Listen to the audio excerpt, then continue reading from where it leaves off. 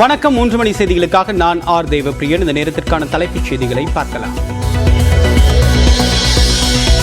கேரளாவில் நிப்பா வைரஸ் தாக்குதலுக்கு உள்ளான 14 வயது சிறுவன் உயிரிழப்பு. கோழிக்கோடு அரசு மருத்துவக் கல்லூரி மருத்துவமனையில் சிகிச்சையில் இருந்த நிலையில் மரணம்.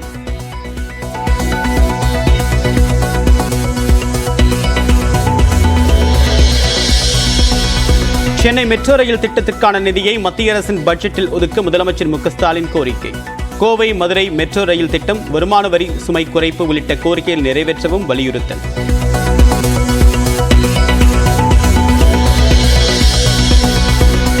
மின் கட்டணம், பத்திரப்பதிவு கட்டணத்தை உயர்த்திவிட்டு வருமான வரி குறித்து பேசுவதா? முதலமைச்சர் மு க ஸ்டாலினுக்கு தமிழக பாஜக தலைவர் அண்ணாமலை கண்டனம்.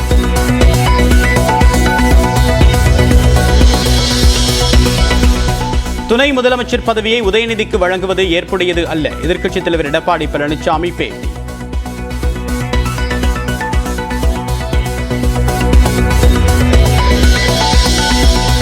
சென்னை விருகம்பாக்கத்தில் 5 லட்சம் ரூபாய் மதிப்பிலான வைர நெக்லஸ் குப்பையில் இருந்து மீட்பு.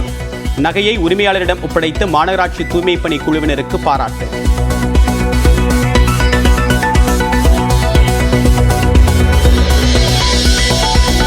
வார விடுமுறை என்பதால் கொடைக்கானலில் சுற்றுலா பயணிகள் கூட்டம் அதிகரிப்பு. இதமான சூழலை அனுபவித்து அருவிகளில் கொட்டும் நீரின் முன்பாக புகைப்படம் எடுத்தும் மகிழ்ச்சி.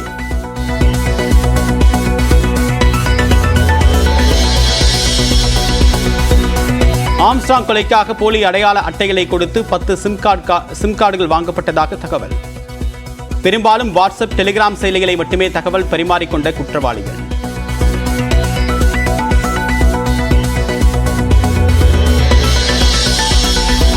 செல்போன் ஆதாரங்களை அழிக்க மட்டும் பயன்படுத்தப்பட்ட அதிமுக கவுன்சிலரும் வழக்கறிஞருமான ஹரிதரன். முக்கிய குற்றவாளி அருளின் நண்பர் என்ற முறையில் பணத்திற்காக செல்போன்களை உடைத்து கூவத்தில் வீசியுள்ளார்.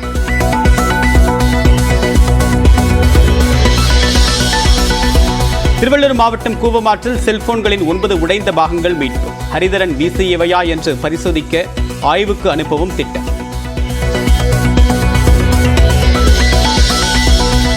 டிஎன்பிஎஸ்சி குரூப் 2 தேர்வுக்கு 7,90,000 பேர் விண்ணப்பம். 2,300 காலி இடங்களுக்கு செப்டம்பர் 14ஆம் தேதி தேர்வு.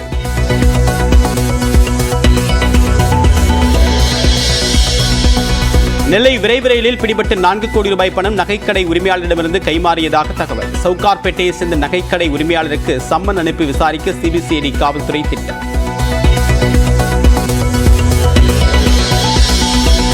மின் கட்டண உயர்வுக்கு கண்டனம் தெரிவித்து நாம் தமிழர் கட்சியினர் போராட்டம். கட்டண உயர்வை உடனே திரும்ப பெற கோரி வலியுறுத்தல்.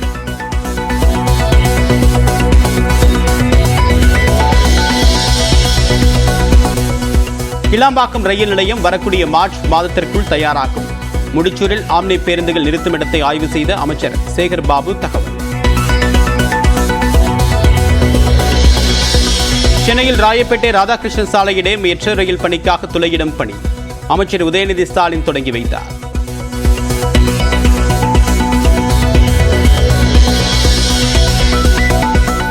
மதுரை கள்ளழகர் கோவிலில் தேர் திருவிழா. பல்லாயிரக்கணக்கான பக்தர்கள் பங்கேற்பு.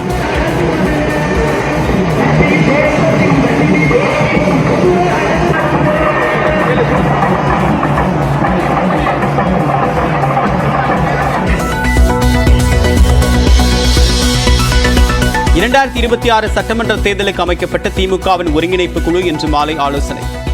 அமைச்சர் உதயநிதி உட்பட 5 பேர் அண்ணா அறிவாலயத்தில் ஆலோசிக்க உள்ளனர்.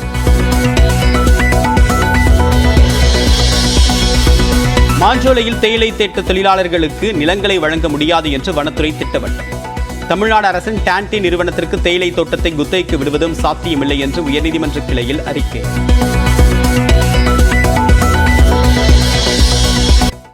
ஆம்ஸ்ட்ராங்கை வெட்டி கொன்ற கொலை கும்பல் வாட்ஸ்அப் மற்றும் டெலிகிராம் மூலமாக மட்டுமே கொலைக்கான திட்டங்களை வகுத்தது விசாரணையில் தெரியவந்துள்ளது. ஆம்ஸ்ட்ராங்கை கொலை செய்வதற்கு முன்பாக கொலை கும்பல் போலி அடையாள அட்டைகளை கொடுத்து 10 சிம் கார்டுகளை வாங்கியிருப்பதாக கூறப்படுகிறது. செல்போன்களிலிருந்து பெரும்பாலும் வாட்ஸ்அப் மற்றும் டெலிகிராம் மூலமாக மட்டுமே கொலைக்கான திட்டங்கள் வகுக்கப்பட்டதாகவும் தெரிகிறது. ஆற்காடு சுரேஷின் கொலைக்கு தான் இந்த பழித்தீர்ப்பு நடவடிக்கை என்றும் அவருடைய தம்பி பொன்னை பாலு, அவருடைய மைத்துனர் அருள் ஆகியோர் சரணடைந்த நிலையில் ஹரிஹரன், அஞ்சலை ஆகியோர் தப்பித்து விடலாம் என்று எண்ணியதாக சொல்லப்படுகிறது. ஆனால் அருளிடம் நடத்தப்பட்ட கிடுக்குப்பிடி விசாரணையில் தான் இந்த மொத்த கும்பலும் சிக்கியுள்ளது. மேலும் இந்த கொலைக்கு மூலாதாரமாக செயல்பட்ட தலைமறைவு குற்றவாளி சம்போ செந்திலுடனும் இந்த செல்போன் மூலமாகவே கொலை கும்பல் தொடர்பில் இருந்திருக்கிறது. கச்சிதமாக கொலையை அரங்கேற்றிய கும்பல் வழக்கறிஞரான ஹரிஹரன் மூலமாக அனைத்து செல்போன்களையும் அதிமுக கவுன்சிலரான ஹரிஹரனிடம் கொடுத்ததாகவும், இதற்காக சில லட்சம் பணத்தை பெற்றுக்கொண்ட ஹரிஹரன் 6 செல்போன்களையும் உடைத்து அவற்றை திருவள்ளூர் மாவட்டம் வெங்கத்தூர் கூவம் ஆற்றில் வீசியதாகவும் காவல்துறையினர் தெரிவித்துள்ளனர். ஆம்ஸ்ட்ராங் கொலைக்கான திட்டம் டெலிகிராம் மூலமாக வகுக்கப்பட்டது சிபிசிஐடி விசாரணையில் அம்பலமாகியுள்ளது. கொலை திட்டம் எங்கே தொடங்கியது, டெலிகிராம் மூலமாக ஸ்கெட்ச் போட்டு கொடுத்த தாதா யார் என்பது குறித்து விவரிக்கிறது இந்த தொகுப்பு.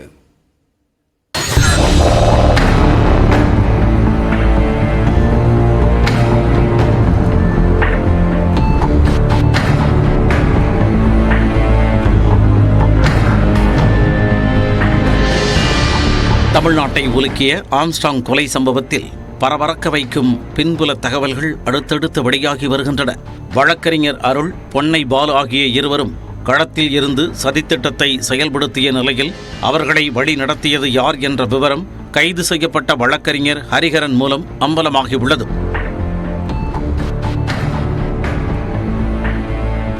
ஆற்காடு சுரேஷின் கொலைதான் ஆம்ஸ்ட்ராங் கொலைக்கு முக்கிய காரணம் என கூறப்பட்டாலும், ஆம்ஸ்ட்ராங்கால் பாதிக்கப்பட்ட சென்னை ரவுடிகள் ஒன்றிணைந்து ஆற்காடு சுரேஷின் தம்பியான பொன்னை பாலு வழியாக கொலையை அரங்கேற்றியிருப்பது விசாரணையில் தெரிய வந்துள்ளது. இதற்காக ஆற்காடு சுரேஷின் தம்பி பொன்னை பாலுவை கடந்த ஜூன் மாதம் 5ஆம் தேதி வேலூரில் சந்தித்த வழக்கறிஞர் அருள், ஆம்ஸ்ட்ராங்கை விட்டு வைத்தால் அவரது உயிருக்கும் ஆபத்து இருப்பதாக பொன்னை பாலுவை மூளைச்சலவை செய்ததாக கூறப்படுகிறது. இதனை நம்பிய பொன்னை பாலு ஆற்காடு சுரேஷின் பிறந்த நாளான ஜூலை 5ஆம் தேதி ஆம்ஸ்ட்ராங்கை கொலை செய்ய திட்டமிட்டதாகவும், இதற்காக ஆற்காடு சுரேஷின் தங்க பிரேஸ்லெட்டை விற்று அதில் கிடைத்த 3.5 லட்சம் ரூபாயை அருளிடம் கொடுத்ததாகவும் சிபிசிஐடி தரப்பில் கூறப்படுகிறது. கொலை திட்டத்தை தயார் செய்ய கடந்த ஜூன் 14ஆம் தேதி வழக்கறிஞர் ஹரிஹரனுக்கு அருள் பணம் கொடுத்ததும், ஹரிஹரன் மூலமாக தலைமறைவு குற்றவாளியான சம்போ செந்திலின் தொடர்பு அருளுக்கும் பொன்னை பாலுவுக்கும் கிடைத்ததும் விசாரணையில் தெரிய வந்துள்ளது. தலைமறைவாக உள்ள சம்போ செந்திலை ரவுடிகளே நேரில் சந்தித்தது கிடையாது என்றும், தற்போது உள்ள அவரது புகைப்படம் கூட 10 ஆண்டுகளுக்கு முன்பு எடுக்கப்பட்டது என்றும் கூறப்படுகிறது. அந்த அளவிற்கு யாரையும் நேரில் சந்திக்காத சம்போ செந்தில் டெலிகிராம் மூலம் ஹரிஹரனுக்கு திட்டங்களை பகிர்ந்தது ஹரிஹரனின் செல்போன் மூலம் உறுதி செய்யப்பட்டதாக சிபிசிஐடி தரப்பில் தெரிவிக்கப்படுகிறது. யார் யார் என்னென்ன செய்ய வேண்டும், பண பரிமாற்றம் எப்படி நடைபெற வேண்டும், சதித்திட்டத்தை ஆம்ஸ்ட்ராங் கண்டுபிடிப்பதை தடுக்க உள்ளூர் ஆட்களை பயன்படுத்தக்கூடாது என்பன போன்ற பல விஷயங்களை தெரிவித்து தலைமறைவாக இருந்தபடியே சம்போ செந்தில் பக்காவாக ஸ்கெட்ச் போட்டு கொடுத்ததாக கூறப்படுகிறது. சம்போ செந்திலின் திட்டப்படி தன்னுடன் சிறையில் இருந்த நம்பிக்கைக்குரிய நபர்களை கொலை திட்டத்திற்கு பொன்னை பாலு தேர்வு செய்தது விசாரணையில் தெரிய வந்துள்ளது. கொலை சம்பவத்திற்காகவே பட்டறையில் 5 கத்திகள் பிரத்யேகமாக தயார் செய்யப்பட்டதும், எளிதாக வெட்டுவதற்காக ஆன்லைன் மூலமாக கோடாரி ஒன்றை அருள் வாங்கியதும் அம்பலமாகியுள்ளது. ஜூன் 5ஆம் தேதி அருள் பொன்னை பாலு சந்திப்பு ஆம்ஸ்ட்ராங் கொலைக்கான தொடக்க புள்ளியாக இருக்கும் நிலையில் சரியாக 1 மாதத்தில், அதாவது ஜூலை 5ஆம் தேதி திட்டத்தை அரங்கேற்றியது சிபிசிஐடி விசாரணையில் தெரிய வந்துள்ளது. ஆம்ஸ்ட்ராங் கொலை வழக்கின் முக்கிய நபராக கருதப்படும் தலைமறைவு குற்றவாளி சம்போ செந்திலை பிடிக்க தனிப்படை அமைக்கப்பட்டுள்ள நிலையில் அடுத்தடுத்து மேலும் பலர் சிக்குவார்கள் என எதிர்பார்க்கப்படுகிறது. நியூஸ் 18 தமிழ்நாடு தொலைக்காட்சி செய்திகளுக்காக செய்தியாளர்கள் கோகுல் மற்றும் ரகுவரன்.